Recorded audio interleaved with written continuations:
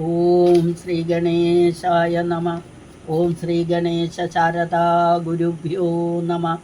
ഓം സദാശിവസമാരംഭാം ശങ്കരാചാര്യമധ്യമാം അസ്മദാചാര്യപര്യന്താം വന്ദേ ഗുരുപരമ്പരാം.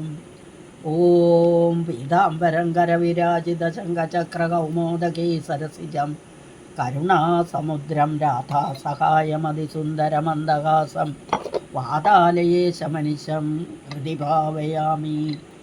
ഓം നമോ ഭഗവതേ വാസുദേവായ. ഓം ശ്രീകൃഷ്ണായ പരബ്രഹ്മണേ നമഃ. ഓം വിശ്വസ്മൈ നമഃ.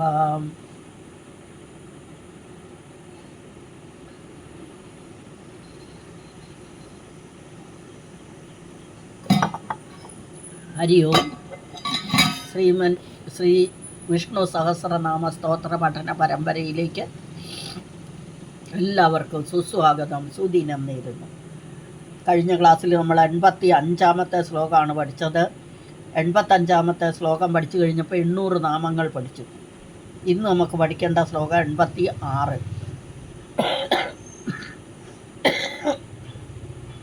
86-ാമത്തെ ശ്ലോകം വായിക്കാം. സുവർണബിന്ദുരക്ഷോഭ്യ സർവവാഗീശ്വരേശ്വര മഹാഹൃദോ മഹാഗർത്തോ മഹാഭൂതോ മഹാനിധി. ഒന്നുകൂടെ വായിക്കാം. സുവർണബിന്ദുരക്ഷോഭ്യ സർവവാഗീശ്വരേശ്വര മഹാഹൃദോ മഹാഗർത്തോ മഹാഭൂതോ മഹാനിധി. ഇനി നമ്മൾക്ക് ഇതിനകത്ത് എന്തൊക്കെ നാമങ്ങൾ നോക്കാം. ആദ്യത്തെ നാമം സുവർണബിന്ദു, രണ്ടാമത്തെ നാമം അക്ഷോഭ്യ, മൂന്നാമത്തെ നാമം സർവവാഗീശ്വരേശ്വര, നാലാമത്തെ നാമം മഹാഹൃത, അഞ്ചാമത്തെ നാമം മഹാഗർത്ത, അടുത്ത നാമം മഹാഭൂത, അടുത്ത നാമം മഹാനിധി. ഒന്നുകൂടെ പറയാം. സുവർണബിന്ദു, അക്ഷോഭ്യ, സർവവാഗീശ്വരേശ്വര, മഹാഹൃത, മഹാഗർത്ത, മഹാഭൂത, മഹാനിധി. ഇതാണ് ഇന്നത്തെ ശ്ലോകം. ഇതിൽ ആദ്യത്തെ നാമം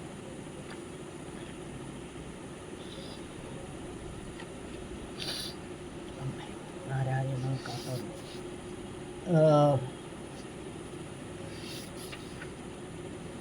സുവർണബിന്ദുരക്ഷോഭ്യ സർവവാഗീശ്വരേശ്വര മഹാഹൃദോ മഹാഗർത്തോ മഹാഭൂതോ മഹാനിധി. ആദ്യത്തെ നാമം സുവർണബിന്ദു, അവയവങ്ങൾ സ്വർണ്ണ തുല്യനായവൻ അല്ലേ. ഹിരണ്യഗർഭൻ നമ്മൾ പഠിച്ചില്ലേ, ഹിരണ്യ നിറമാണ് ഇത്. അപ്പോൾ ഹിരണ്യം എന്ന് പറഞ്ഞാൽ സ്വർണം. അപ്പോൾ സ്വർണ്ണമയമായ അവയവങ്ങളോട് കൂടിയവൻ. അടുത്തത് ഓങ്കാരം, ആ പ്രണവമന്ത്രം, മൂന്നാമത്തെ പ്രണവസ്വരൂപൻ. അപ്പം 3 അർത്ഥമുണ്ട്. 1 അവയവങ്ങൾ സ്വർണ്ണതുല്യനായവൻ, 2 ഓങ്കാരം, 3 പ്രണവസ്വരൂപൻ. അപ്പോൾ ഇവിടെ 788-ാമത്തെ നാമം നമ്മൾ ഹേമാംഗക, ഹിരണ്യനാഭക എന്നൊക്കെ പഠിച്ചു അല്ലേ. അതും ഇത് തന്നെയാണ്. അപ്പം സ്വർണം തന്നെ എന്ന് ആണ് ഭഗവാന്റെ രൂപം എന്ന് പറയുന്നത്. അതുകൊണ്ട് സുവർണ ബിന്ദു, ബിന്ദു എന്ന് പറഞ്ഞാൽ അനുസ്വാരം അതുമാകാം. അപ്പം സുവർണ വർണ്ണം എന്നാൽ ഓങ്കാരം എന്ന ശബ്ദം, ബിന്ദു എന്നാൽ അനുസ്വാരം. ഇവ രണ്ടും ശോഭയായതിനാൽ ഓങ്കാരരൂപനായ പരമാത്മാവ് എന്ന സുവർണ ബിന്ദുവിന് അർത്ഥം. ഓം ഇതി ബ്രഹ്മ എന്ന് തൈത്തിരീയോപനിഷത്ത് പറയും. ഓം ആകുന്നു ബ്രഹ്മം. ഇനി നിനക്ക് ആ പദം ചുരുക്കത്തിൽ പറഞ്ഞു തരാമെന്ന് പറഞ്ഞ് അത് ഓമാകുന്നു എന്ന് യമൻ നചികേതസിനോട് പറയുന്നത് കഠോപനിഷത്തിലുണ്ട്. എന്താണ്? തത്തേ പദം സംഗ്രഹേണ ബ്രവീമ്യോമി ത്യേത്ത് എന്ന് പറഞ്ഞാൽ അത് ഓമാകുന്നു എന്ന് യമൻ നചികേതസിനോട് പറയുന്നു. അപ്പോൾ അത് എല്ലാ വേദങ്ങളുടെയും അന്തസത്തയായ പ്രണവമാണ് ഞാൻ എന്ന് ഭഗവാൻ തന്നെ ഗീതയിൽ പറയുന്നുണ്ട്. 7-ാമത്തെ അധ്യായത്തിൽ 8-ാമത്തെ ശ്ലോകത്തിൽ പ്രണവ സർവവേദേഷു എന്ന്. അതുകൊണ്ടും ഭഗവാൻ സുവർണബിന്ദു. ഇനി അടുത്ത നാമം അക്ഷോഭ്യക, കുലുക്കുവാനോ കുടയുവാനോ ആരാലും കഴിയാത്തവൻ. ഭഗവാന്റെ മനസ്സിനെ ക്ഷോഭിപ്പിക്കുവാൻ ഒന്നിനും കഴിയില്ല. ആ മനസ്സ് എപ്പോഴും ശാന്തമാണ്. മനസ്സ് ശോഭിക്കുന്നത് ആഗ്രഹം, ദ്വേഷം, രാഗം, കാമം, ക്രോധം, ലോഭം, മോഹം, മതം, മാത്സര്യം എന്നൊക്കെയുള്ള ആന്തര ശത്രുക്കളുടെ പ്രവൃത്തി കൊണ്ടാണ്. പക്ഷേ ഇതൊന്നും ഭഗവാനെ ബാധിക്കുന്നില്ല. അതുകൊണ്ട് ഭഗവാന് അക്ഷോഭ്യനാണ്. ഭഗവത്ഗീത 2-ാം അധ്യായത്തിൽ 70-ാമത്തെ ശ്ലോകത്തിൽ ആപൂര്യമാണം അചലപ്രതിഷ്ഠം സമുദ്രമാപ പ്രവിശന്തി തദ്വത് കാമ യം പ്രവിശന്തി സർവേ സശാന്തിമാപ്നോതി ന കാമകാമി എന്ന് പറയും. എന്ന് പറഞ്ഞാൽ പൂർണ്ണമായ സമുദ്രത്തിൽ പല സ്ഥലത്തു നിന്നും നദികൾ വന്നു ചേരുന്നു. എങ്കിലും സമുദ്രം ഒരു കുലുക്കവുമില്ലാതെ പണ്ടത്തെ പോലെ തന്നെ ഇരിക്കുന്നു. സമുദ്രത്തിന് ഒരു മാറ്റവുമില്ല. ഇതുപോലെ ബാഹ്യലോകത്തു നിന്നുള്ള ആഗ്രഹങ്ങൾ ഒന്നും വ്യാമോഹിപ്പിക്കുന്നില്ല. ഭഗവാനെ വ്യാമോഹിപ്പിക്കാതെ യാതൊരു മാറ്റവുമില്ലാതെ മനസ്സ് നിൽക്കുന്നു ഭഗവാൻ. അതുകൊണ്ട് ശാന്തനായിട്ട്. അപ്പോൾ അതുകൊണ്ട് ഭഗവാൻ അക്ഷോഭ്യക. ഇനി ശത്രുക്കൾ എത്ര ബലശാലികളായാലും ഏത് തന്ത്രം പ്രയോഗിച്ചാലും ഭഗവാൻ ക്ഷോഭിക്കുകയില്ല. ശിശുപാലൻ്റെ കാര്യം എടുത്താൽ അറിയാം. തൻ്റെ വാക്ക് പാലിക്കുവാൻ വേണ്ടി ശിശുപാലൻ്റെ 100 തെറ്റുകൾ ഭഗവാൻ ക്ഷമിച്ചു അല്ലേ. അമ്മ പറഞ്ഞു ശിശുപാലനെ കൊല്ലരുത്, എൻ്റെ മകനെ കൊല്ലരുതെന്നപ്പം 100 തെറ്റുകൾ ഞാൻ ക്ഷമിക്കും, 100 എണ്ണം കഴിഞ്ഞാലേ കൊല്ലുകയുള്ളൂ എന്ന് പറഞ്ഞിരുന്നു. അങ്ങനെ തന്നെ 100-ാമത്തെ തെറ്റ് കഴിഞ്ഞപ്പോൾ ഭഗവാൻ തൻ്റെ ചക്രം കൊണ്ട് ശിശുപാലനെ വധിച്ച കഥയറിയാം. അപ്പം അടുത്ത നാമം സർവവാഗീശ്വരേശ്വര. സർവവാഗീശ്വരേശ്വര, എല്ലാ വാഗീശ്വരന്മാരുടെയും ഈശ്വരൻ. വാഗീശ്വരൻ എന്ന് പറഞ്ഞാൽ വാക്കിൻ്റെ ഈശ്വരൻ, വാക്കുകളുടെ ഈശ്വരൻ, വാഗീശ്വരൻ. അപ്പോൾ വാക്കുകൾ എന്നാൽ വേദങ്ങൾ. സർവജ്ഞരായിരിക്കുന്ന ബ്രഹ്മാവ്, ബൃഹസ്പതി തുടങ്ങിയവരൊക്കെ വാഗീശ്വരന്മാരാണ്. ഇപ്പം ബ്രഹ്മാവിന് വേദങ്ങൾ ഉപദേശിച്ചതും മഹാവിഷ്ണു തന്നെയാണ്. അപ്പം യാതൊരുവൻ ആദ്യം ബ്രഹ്മാവിനെ സൃഷ്ടിച്ചുവോ, യാതൊരുവൻ ആ ബ്രഹ്മാവിനായിക്കൊണ്ട് വേദങ്ങളെ പ്രകാശിപ്പിച്ചുവോ, അവൻ ആ ബ്രഹ്മാവിനായിക്കൊണ്ട് വേദങ്ങളെ പ്രകാശിപ്പിക്കുകയും ചെയ്തത് ആരാണോ എന്ന്. അപ്പോൾ അവിടെ വാഗീശ്വരേശ്വരൻ എന്ന് പേര്. അപ്പോൾ ഇത് ശ്വേതാതരോപനിഷത്തിൽ യോ ബ്രഹ്മാണം വിദധാതിപൂർവം യോ വൈ വേദാംശ പ്രഹിണോതി തസ്മൈ എന്ന് ശ്ലോകമുണ്ട്. ബാഹ്യേന്ദ്രിയങ്ങളെല്ലാം വളരെ നന്നായി പ്രവർത്തിക്കണമെങ്കിൽ അതിനുള്ള ശക്തി മഹാവിഷ്ണുവിൽ നിന്ന് കിട്ടണം എന്നർത്ഥം.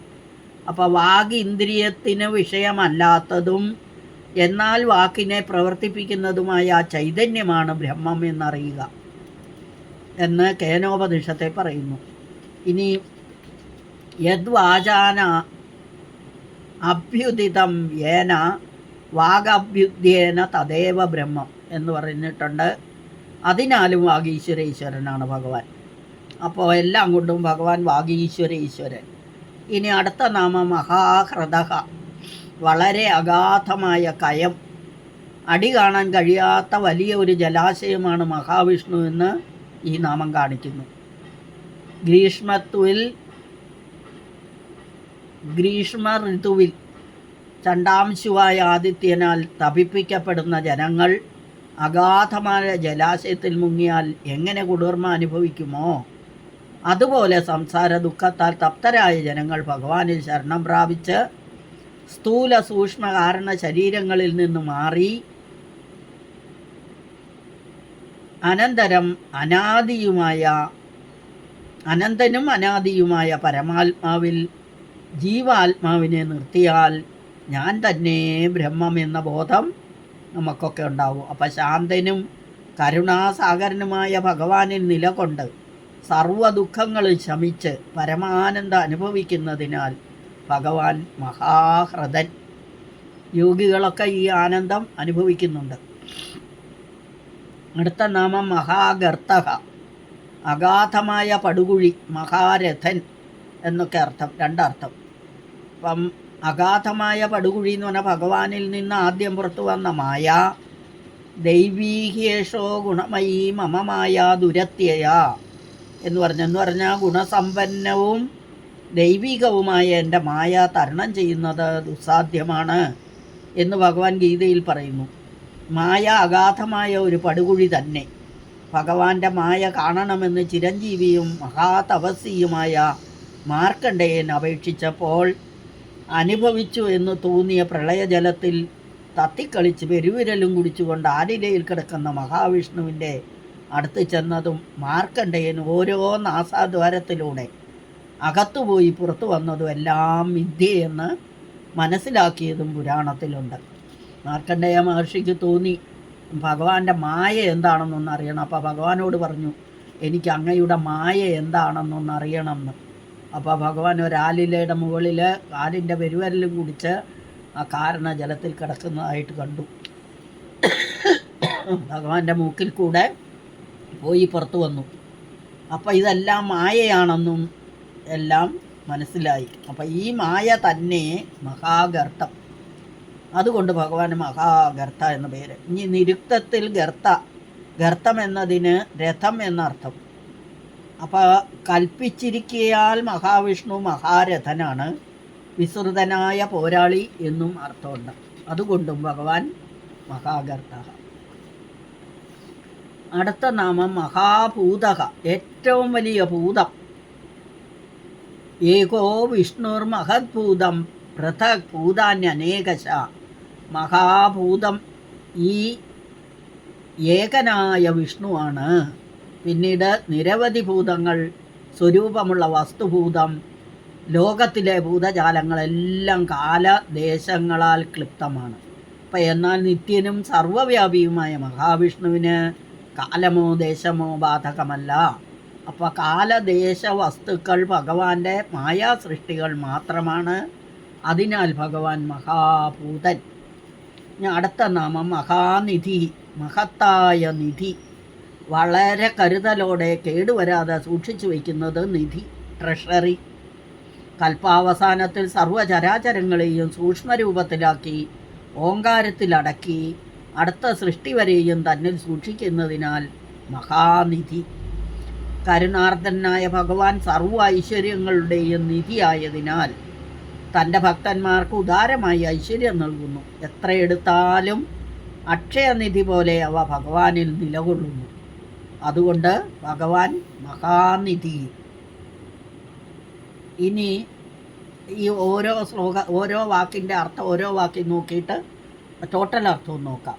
സുവർണബിന്ദുരക്ഷോഭ്യ സർവവാഗീശ്വരേശ്വര മഹാഹൃദ മഹാഗർത്തോ മഹാഭൂതോ മഹാനിധി. സുവർണബിന്ദു ആദ്യത്തെ നാമം. സ്വർണ്ണമയമായ ബിന്ദുക്കളുള്ളവൻ. ബിന്ദുക്കൾ എന്ന് ഇവിടെ പറയുന്ന അവയവങ്ങൾ. ഇനി ബിന്ദു എന്നതിന് അനുസ്വാരം എന്നുണ്ട്, വർണ്ണം എന്നൊക്കെ അർത്ഥം. ഓങ്കാരം തന്നെ ആയവൻ എന്നൊക്കെ അർത്ഥം. അടുത്തത് അക്ഷോഭ്യക, ക്ഷോഭിപ്പിക്കുവാൻ ആരാലും സാധിക്കാത്തവൻ, കുലുക്കാനും ഇളക്കാനും ഒന്നും പറ്റാത്തവൻ. സർവവാഗീശ്വരേശ്വരക, ബ്രഹ്മാവ് ബൃഹസ്പതി തുടങ്ങിയ എല്ലാ വാക്പതികളുടെയും ഈശ്വരനാണ് ഭഗവാൻ. അതുകൊണ്ട് സർവവാഗീശ്വരേശ്വരക, വാക്കുകളുടെ പതികളുടെ ഈശ്വരൻ.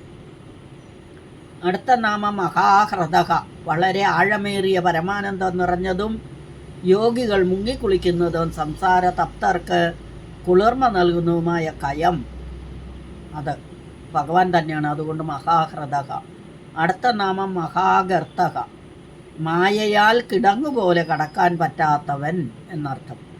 മഹാരഥൻ, ഗർത്തം എന്നാൽ രഥം എന്നും അർത്ഥമുണ്ട്.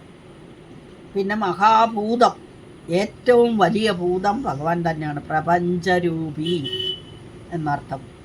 അടുത്തത് മഹാനിധി. മഹാനിധി എന്ന് പറഞ്ഞാൽ അടുത്ത യുഗത്തിലേക്കായി സർവചരാചരങ്ങളെയും സൂക്ഷ്മരൂപത്തിലാക്കി സംഹാര സമയത്ത് തൻ്റെ ഉള്ളിൽ നിധി പോലെ കേടുവരാതെ സൂക്ഷിക്കുന്നു. അതുകൊണ്ട് ഭഗവാന് മഹാനിധി എന്ന് പേര്.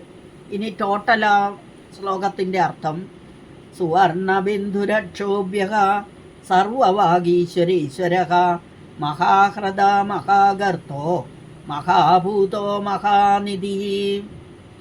ഓങ്കാരരൂപനായ പരമാത്മാവായവനും ഇളക്കുവാനോ കുലുക്കുവാനോ ആരാലും കഴിയാത്തവനും വാക്കിൻ്റെ ഈശ്വരനായ ബ്രഹ്മാവിന് വേദം ഉപദേശിച്ചവനും വളരെ അഗാധമായ കയമായിട്ടുള്ളവനും മഹാരഥനായവനും ഇക്കാണപ്പെടുന്ന മഹത്തായ ഭൂതപ്രപഞ്ചം തന്നെയായവനും കൽപ്പാവസാനത്തിൽ ഈ ഭൂതപ്രപഞ്ചത്തെ വളരെ കരുതലോടെ സൂക്ഷ്മരൂപത്തിലാക്കി തൻ്റെ ഉദരത്തിൽ നിധി പോലെ സൂക്ഷിച്ചു വയ്ക്കുന്നവനും വിഷ്ണു തന്നെ. അതുകൊണ്ട് ഈ ശ്ലോകം ഭഗവാന് ചേരുന്നതാണ്. അടുത്ത ശ്ലോകമായിട്ട് അടുത്ത ക്ലാസ്സിൽ വരുമ്പോഴേക്കും ഹരി ഓം നാരായണ ശ്രീകൃഷ്ണ അർപ്പണമസ്തു.